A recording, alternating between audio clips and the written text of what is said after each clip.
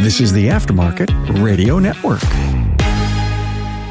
Hey, everybody. Welcome. Remarkable Results Radio. Carm Capriato at the Institute Summit 2025. We're here. Thank you so much to Kent and Cecil for having us. We are theinstitute.com.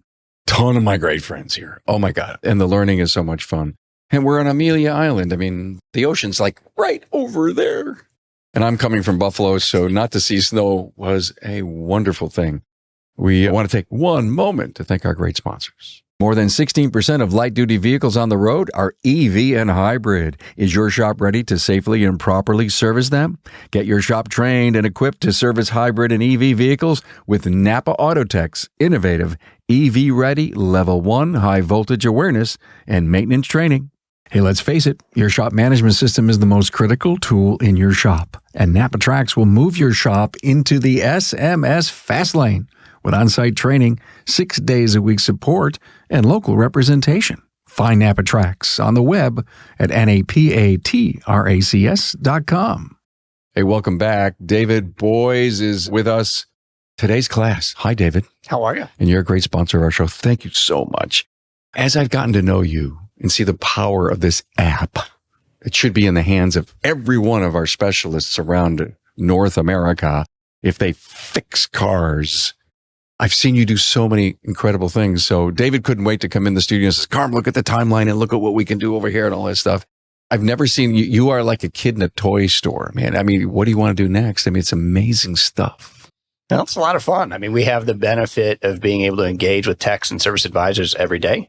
And that opens up the door to share information, provide learning, share other resources, allow them to engage with each other. So, there's a lot of ideas that come to us from our customers, come to us from our partners. And if we can figure it out, we try to improve that experience for our users each time. Yeah, we did an episode with you, I think maybe about 6 months ago. Did we get into the gamification thing? I think we did. There's some people that are, they're just slapping each other in the back every once in a while because they're answering all the questions and they're climbing up the ladder? Yeah, the competition, the engagement is a key feature. We try to be mindful about expectations with customers that are coming on board, that you don't want to be overly reliant on it. But if you layer that into the engagement strategy you have, it can take it to another level. So we see blends of shop versus shop competition. So like here at the Institute, we have some groups that are set up where, friends and shops are competing against one another. We see a considerable amount of individual competition within shops, whether it's based on points or even enabling prizes that folks can win through the app. So if it's your first time understanding what today's class is, you sign on every morning and you answer 5 questions. Am I right? Yeah, typically. It might vary a bit, but yeah, it's typically a question-based process that takes about 3 to 5 minutes. And as you engage, you earn points. Now, some groups, treat the points a little differently. It's pretty flexible. But the idea for the points are to drive some level of engagement and competition. Now, those points can be leveraged to just show in a scoreboard. For example, how many points have I earned so far this month? Those scoreboards reset at the beginning of each calendar month, which sometimes allow folks to, try to get a good head start or try to have a big finish.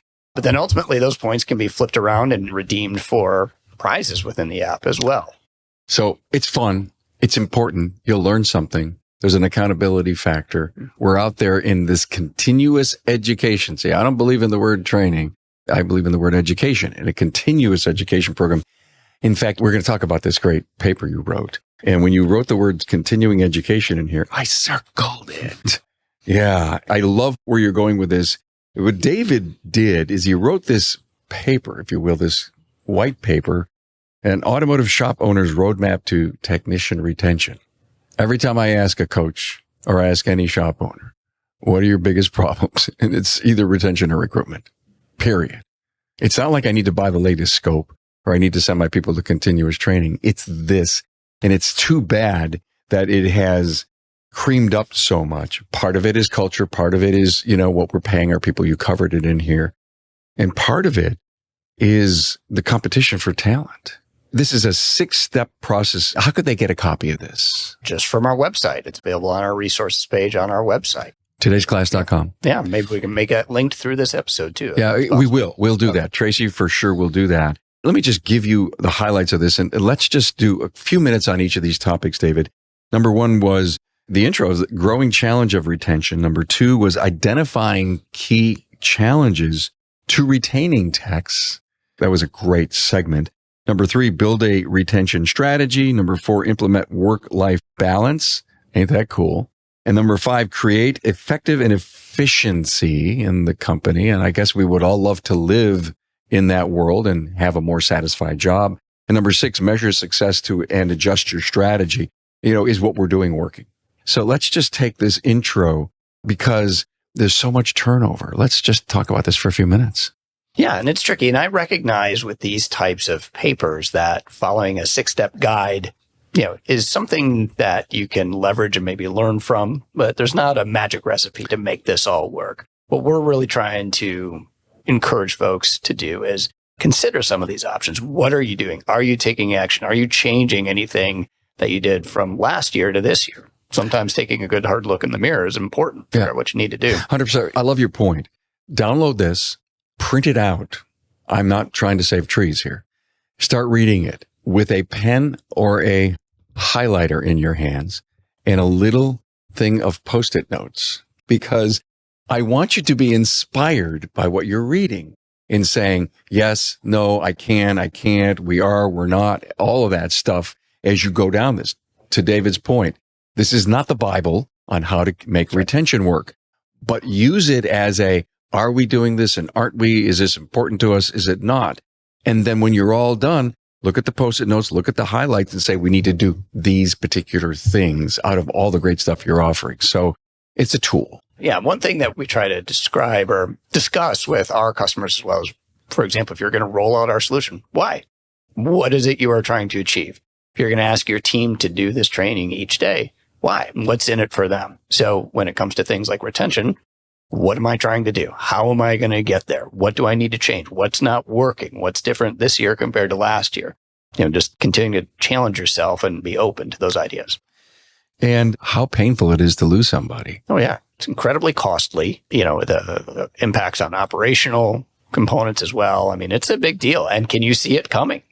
That's one thing that sometimes we're able to monitor in terms of maybe shop usage on our side or an individual user's perspective. I mean, we've got some engagement cues that we see, but it's something that everybody can, experience from a difficulty perspective. If you lose a customer, you lose an employee, there's some ground to make up.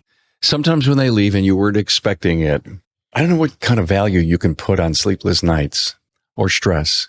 And how am I going to meet all the promised times, keep my clients happy, not burn my team out when those unexpected things happen. When you let someone go for all the right reasons and you haven't planned for that, that's a little bit more on you. But when someone leaves unexpectedly, it's tough. Number 2, identify key challenges to retaining this tech. So did you listen to Dr. Krieger's speech on culture? I did. I interviewed her just before you. It was wild. Big shoes to fill. That's really funny. And part of my biggest takeaway from her speech, and if you just listened to her episode and you heard me say this again, okay, please indulge me, because culture is bigger than I think any of us think. It's one of those untouchable things. And you identify key challenges to retaining text. The first thing you talk about in that paper is culture. And when I said to Dr. Krieger, my biggest takeaway was storytelling. And she goes, you nailed it. That's one of the biggest things in this whole thing. So I had her walk through how she got where she got. And she told the story about the medical hospital and how they figured out how to make things happen because of real life issues that had to do with the problem they were trying to solve. Identify key challenges in culture. Are you telling stories about you as an individual when you started your company and you had this vision? Do people really know who you are and why you do this? Think about I don't know. I mean, I think we do a lot of it internally. When we're dealing with our customers, we're really trying to focus on their objectives. There's a number that are very interested in our background, and we try to give them enough context. Yeah, but I'm just talking to the shop owner. Yeah. I don't think your people know who you are. I don't think people know really. Oh my God. Do you all know what happened to Mrs. Smith and how we solved her problem and how happy she was? And she sent us some, cookies. I mean, a lot of people in the shop don't know the stories that are behind all of the problems we solve. Yeah, I agree. And I think, again, from my seat in a different role, a different business, we see that. So, for example, yesterday we had a call with a number of our shops that are going through what we call a launch group. It's essentially a test phase. And there's a lot of great interaction. We just sat back and these shop owners were talking about things that they were doing, things related to us, things not related to us. But it was one of the most interesting discussions that we've been a part of. And immediately after that, we're on our Zoom chat sharing this. I'm telling our counterparts that weren't on that. And those are the types of things that help solidify this is what we're trying to do. Yeah. So when tying it back to culture is, I don't really think something that you can just say at the beginning of the year, here's our New Year's resolution we're going to do. It's something that has to be ongoing, focus on it. So things like these stories, you should be doing that more than once a year. Yeah. What happened this month? What was the key success story? Why did it matter? What benefit did it have to the customer? Who's the employee that helped make this happen and recognize them? I mean, there's a lot of downstream things that you can do to tie that again and reinforce that over time. Are you a NAPA Auto Care Center who is ready to take your shop to the next level? Then the premier tier NAPA Auto Care Gold Certified program is exactly what you need. Gold Certified Auto Care Centers provide customers with a consistent experience no matter where they are in the U.S. Now, this means they are more likely to return and support your shop or find your Gold Certified Auto Care Center while on the road. Gold Certified members can maximize technology, increase their local marketing opportunities, and have a fully trained team that keeps up with the latest trends. Simply put, the Gold Certified NAPA Auto Care program powered by your local brand will set you apart. A true partnership is a two-way street. Shops must meet specific criteria to be eligible for the many benefits of Gold. Now, NAPA Auto Care rewards its most committed partners, their Gold certified members, with free premium shop referrals on the NAPA online locator, annual marketing dollars, an enhanced warranty, training opportunities, program rebates, and so much more. Are you ready to get started? Contact your local NAPA sales representative to discuss your eligibility and apply today. More than 16% of light-duty vehicles on the road are EV and hybrid. Is your shop ready to safely and properly service them?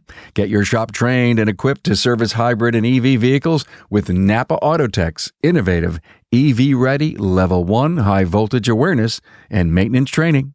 Hey, take your Auto Care Center to the next level, the Gold level, with the NAPA Auto Care Gold Certified program. This program is for the best of the best who can provide a consistent consumer experience and earn the trust of returning and new customers. Talk to your NAPA sales representative about how you can become a Gold certified shop.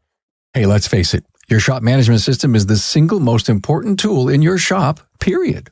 NAPA Trax has made selecting the right shop management system easy by offering the industry's best, most comprehensive SMS. Now, it all starts when a local representative meets with you to learn about your business and how you need to run it. After all, it's your shop, so it's your choice, and having local representation is a huge plus. Customizing Trax to your business, whether you're a one-person shop or a large multi-bay or multi-location company, a representative consults with you to help optimize your shop's workflow, efficiency, and profitability. Trax always has the flexibility to do business how you need to do it, which means it can also grow as your business grows. And unlike the other guys, will be there for you after installation with the best training and support in the business. Yes, a learning management system tailored to each role in your company. Simply put, Trax was designed and built for shop owners just like you. Visit us on the web at NAPA Trax, that's NAPATRACS.com. You just told me a story. There we go. And this is what I'm doing for a living 10 years ago. We're going to tell people to tell their stories on how they're so successful, what the remarkable results look like. It's morphed into so many other things. One of the things you said in your point, too, was career growth. And, we talk about career pathing all the time. You get a young person to come in and start in your company as a mechanical specialist. Oh, wow, this is so cool. Hey, mom and dad, thanks for sending me to automotive college. Oh, you're just going to be a mechanic. No, I'm going to be a mechanical specialist. They just outlined for me what I could be in the next 5 years. If I get the right mentor, if I go to the, all these programs and all this training, we're not doing that. Yeah, it's tricky. And again, that goes back to something I said a minute ago. When you're going to ask your employee to engage in something like training or ask them to stay late or whatever it is, what's in it for them? And a lot of that can go back to if you've got a good roadmap for where that person's going to go, you can refer back to that. I know this is a tough day. I know this means you're going to have to go late. I know you're going to have to go to this training, maybe sacrifice some time, but this is part of a broader plan. If there's not that, it's just, well, go because I told you. that's a little more difficult for somebody to absorb into their day to day because they don't know that that's leading to something else in the future. Yeah. Your third point, build a retention strategy, all about, figure out step by step how you've got to do this, communicate, competitive compensation benefits. That's huge. Yeah. And again, I think open communication with your team. I mean, obviously you can't do everything possible. You can't double everybody's salary. You can't, give everybody 6 weeks of vacation, but open communication with a team, I think, is really helpful for any business. So here's what we can do. What are some give and takes that we can all deal with? And I think, again, just having that open dialogue can be helpful. And my retention strategy is likely going to be different than yours. But again, I think that open approach to it and trying to figure out how are we going to try and do that this year can go along. Friends Donnie and Christy Hudson out of Troy, Michigan, have unlimited PTO. And I'm getting them on a podcast soon and say, so how the hell does this work? Mm-hmm. And can you meet your customer expectations? And what kind of stress do you put on other people? And they looked at me and says, we don't have a problem, Carl, but we have unlimited PTO. So I can't wait to hear the whole story. We did that. We implemented that a couple of years ago. You did? And obviously different business for us, but it's been interesting to see how it works. I mean, one, it really drove down the accounting overload that's there. But there's some interesting studies out there. Some folks that believe it kind of backfires in a way where people might be less inclined to take PTO because they're not trying to hit their number of days. So I don't know. It might vary based on the team, but for us, it's been interesting. It's not something that's been abused. And it's also made it where people don't have to feel like if I've got a dentist appointment at 9:30 in the morning, do I have to take a half day for that when I can be at the office by 10:15? So it's been interesting. Life goes on. That's right. Wow. I want to know more about that. Number 4, implement work-life balance. Huge. It's not about the generations that are raising kids today. I think it's almost about keeping up with the Joneses. And, my kid's in 5 different sports and scouts, and I've got to be there. I got to take them. I got to do this stuff. And the biggest challenge that I have when I talk about continuing education for our specialists in the bays is they don't have time to go. I can't take them anywhere. And so we've got to carve out the noonday lunch stuff because my people are here and they can eat and watch. And how are we going to train our people if they don't have the time to go? So that work-life balance, huge today. Yeah. And I think that fits well with what we said a minute ago in terms of that roadmap. So again, the work-life balance, if it's every week, I have to sacrifice my life for work. I have to sacrifice an evening every week. And if there's no clarity to why, what's in it for me to do that, I think that's a challenge. If on the other hand, I've got this roadmap that's available to me and I know, hey, I've got 3 of these things I'm going to have to do over the next, 6 weeks. It's a trade-off. I'll figure out whatever logistical things I need to with kids and sports and stuff. But I know the payoff is there. Yeah. Bill Hill, he requires 40 hours of training from his people. Got the big post-it on the wall. Everybody knows where they are, what classes they're going to. And the year-end bonus is based on that. Mm-hmm. Everybody knows up front, hey, we train. We've got to stay current. Mm-hmm. And no matter how your life goes, you've got to figure out how to work-life balance your continuing education program because that's so important to our industry today. Yeah. And that's what's in it for them. If they've got that year-end bonus tied to that, that's the goal. Wow. So interesting. Work-life balance, unlimited PTO. Interesting. Golly. Number 5, create effective and efficiency in the place. And you've got down education programs, on-the-job education, and credentialing. Yeah. Good stuff. Yeah. I mean, you need that path to get there. Again, the efficient training, obviously, that's something that we're well positioned to do with our approach. But again, it needs to be consistent, needs to fit in the day. You've got other work to do. And again, just recognizing, we talked about work-life balance, but there's an education and operational balance too. You need both if you're going to move forward. Yeah. Good stuff. Number 6, measure success and adjust your strategy. And I want to tell you, so much great stuff has come out in the last, 15, 20 minutes. That you got to get this paper, todaysclass.com. Is there a link? Is there an icon there that they can see to get this paper? That's probably just off of our blog extension on the page. So todaysclass.com/blog. Go to it, get it, download it. And again, mark it up and take some of the stuff. I mean, we're only highlighting this. I don't know, it was a 15 or 16 page report. Yeah. And you might disagree with us. I've encouraged you to reach out. We'll happily talk through it. It's not small print. It's nice and big for a guy like me to read. So remember, pen, yellow Post-it notes, and a yellow marker. And there's the value in this report. Let's talk about measuring success because, I guess wow, I started all this stuff. I took some of these great ideas and we haven't lost anybody in a year and a half. How cool is that? There's a measure.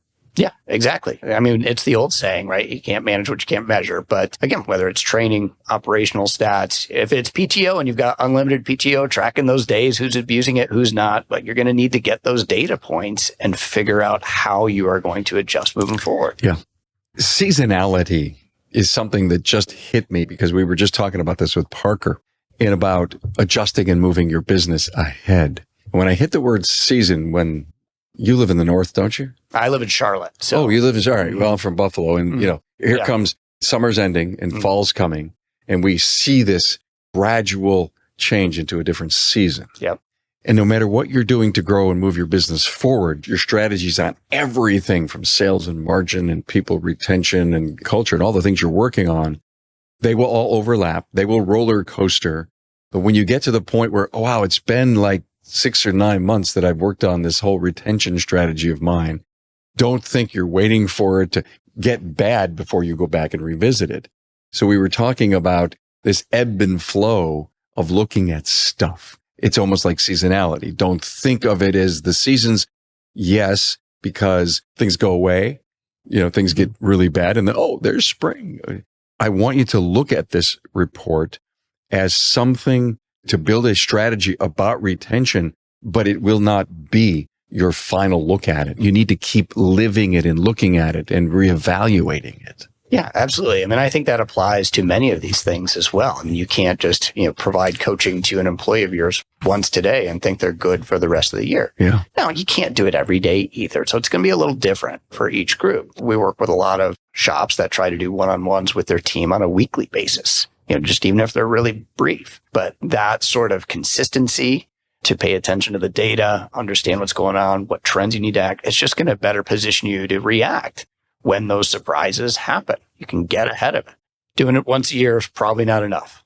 Once a month may get you where you need to go. But I think it's worth each person to figure out, okay, what are the handful of things that I'm going to focus on, whether it's with respect to retention, education, operations, to help make sure that we're staying ahead of the trend. Yeah, your picture's all over this. What Hollywood guy hired you to do this? We're probably due for some new photos. All right, yeah. Oh, amazing smile. No offense to Rick. That's okay. Yeah. What motivated you to write this? Well, I mean, retention's a big piece of what we do. And again, what we are seeing with our customers in terms of the way they engage the folks, it's the problem that we hear most often from them. It creates demand for us because they're losing folks. They need to train them back up. Certainly, we have some customers where they have had the same staff for a decade or more, and they're fortunate. But this is an area that we are dealing with constantly. And we really benefit from working with these shops, understanding their problems, because then we can go talk to other shops as well. And we've been there. We may have found different approaches to help them remediate those issues. Imagine a shop that's had a specialists in the bays there for 10 years. And they've got themselves a coach. They're starting networking. They're getting all kinds of great training. And they realize that we need to move ourselves forward with some additional continuing education, some training, some new tools, maybe some new marketing. And the company starts taking on a completely different flavor. And then all of a sudden they lose somebody because that individual who's been there for 10 years in a comfort zone is out of their comfort zone. And I think that's something that people need to pay attention to. If you evolve your business and push it forward for all the right reasons that you're doing it, you may not be able to keep everyone in tow. And so you should start looking. I agree. And we've, again, not to make it about us, but we've gone through some evolution as our business from what we used to do to what we do today. And there have certainly been some of those challenges that relate to that. Yeah. You've got folks that are kind of wired to work in one environment. And if that environment shifts a bit, some are going to be more inclined to kind of make that transition, but others may not. And that's okay. A lot of this is about fit, and you may not everybody. But if there's a good anticipation and there's some good discussion between the employer and the employee that, hey, this is shifting. Is this creating challenges? Are you ready to make this move? And if not, that might allow you to plan for a transition over time. Good stuff. Hey, let's talk about the app for a minute. You just added something new called Timeline. What's that about? Timeline's all about communication. So in our universe, our users are in the platform daily, typically. So that is really an opportunity for us to deliver personalized training to them. However, it's also an opportunity for them to access information in other ways. What Timeline does is it enables us and partners and organizations to share information, drive discussion among their teams. It's very much like a social media feed, but a little more controlled. We have a number of customers that use it for technician discussion, within their own bubble. Wait a minute. So you mean that if I'm a 4 or 5 or 10 store chain, I could have my own specific timeline? That's correct. Section? Yep. So we'll have folks that'll, share either something exciting that they worked on or interesting or a problem that they solved. They might be asking for help. We've even seen them celebrating like Google reviews, store number Cool. 1 did a great job. So there's Google Chat, there's Slack, there's a lot of companies use that, but this is your version of that. Yeah. And it's just integrated within the app. And in this particular timeline's more like a social media feed. There actually is a chat function that we have as well. But to your point, a lot of groups are using other solutions like Slack. Those that don't have that, this can be helpful. But it also is useful for groups, let's say like the Institute where we're at here. It allows us to cross over and mix some of those things as well. We can create various channels, for lack of a better term, where different communities can be brought together if it makes sense for them to have that type of engagement. So the gear performance groups, these groups of shop owners that are there to support each other, it's their core networking piece here at the Institute. One of those groups, group 3, could have their own timeline on today's class. Mm-hmm. That's right.